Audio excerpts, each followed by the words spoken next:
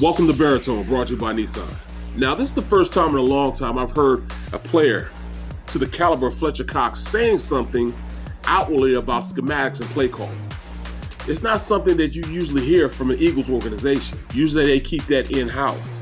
Honestly, it's not what it's been. Obviously, you just got to play what's being called, and when you're so used to playing so aggressive, the last however many years, I've been playing, and it's just changed. So you can't be as aggressive. You just kind of got to play what's being called. Fletcher Cox is talking about him not being able to really play as aggressively as he wants to. And that's because this is a gap control type of defensive front. Coach Gannon wants them to make sure they plug their gaps, not get up the field and cause commotion like he's used to, but get to that gap, stay there and fill. But him speaking on it made me look at the film and really break down what he was talking about.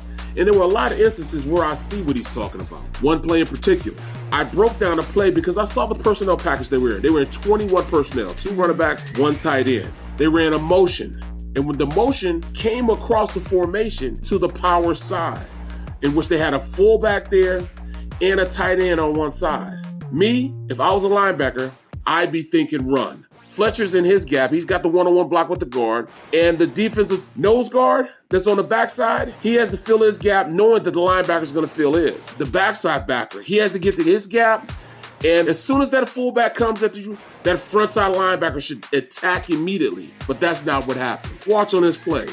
The center and the guard, they scoop block, meaning they double team block to the linebacker. The linebackers don't fill. So when there was 2 scoop, the linebacker stayed at linebacker depth.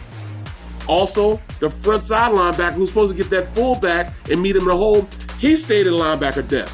And what that did was create a huge chasm in which the running back ran through because neither one of those guys got to their gap. So that means that was 2 open gaps left by the linebackers. This is what's wrong with the run stopping of the Eagles defense. They're just not filling gaps because the linebackers are playing too passive, and it puts those guys up front in a bad position because now they're getting frustrated. Now they want to freestyle, jump gaps, and go try to do it on their own.